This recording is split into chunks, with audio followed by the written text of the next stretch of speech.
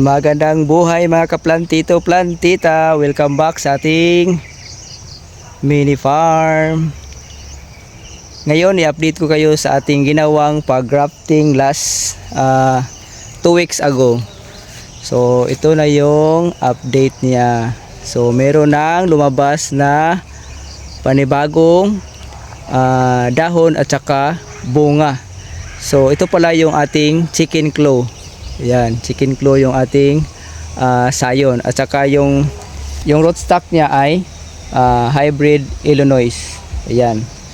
So dito natin ilagay siya para try natin maglagay ng iba't ibang variety dito sa ating Illinois. So ang una nating ilagay itong chicken claw. Ayan. So I think successful na itong ating ginawang pag-grafting last 2 weeks ago. Kasi meron na siyang mga panibagong dahon at saka yung bunga. So meron din tayo ditong isa pa. Yan, oh. So ito yung Himalayan. So Himalayan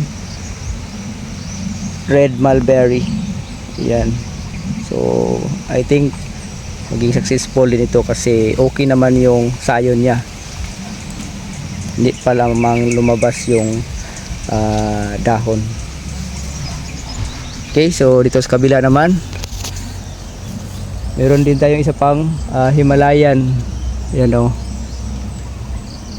So I think successful nito kasi yung sayon niya, okay naman yung sayon niya, hindi nag kulay brown kasi color green pa rin siya, oh. Kulay green. So yung dahon niya malapit na siyang lumabas. Yan, meron na ding mga panibagong mga bunga kasi nag-pruning tayo 2 weeks ago. Yan. So tingnan natin yung iba pang mulberry yung ginawa nating pag-grafting last time. So ayan, oh, meron na mga panibagong bunga.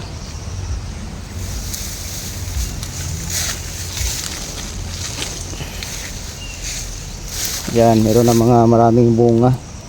So kulay red na yung iba.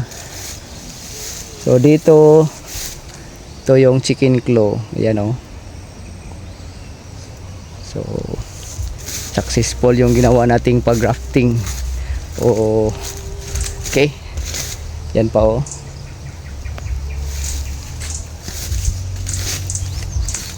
Ito din.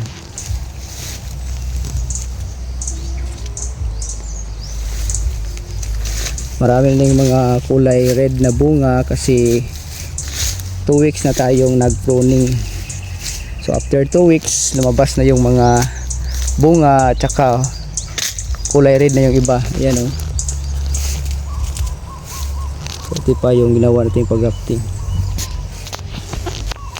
Okay, so next time update ko kayo kung ano na ang update dito sa ating ginawang experiment na pag-grafting dito sa ating mga hybrid Illinois at lagyan natin ng Himalayan red mulberry at saka chicken claw mulberry. Okay, thank you for watching. Bye bye.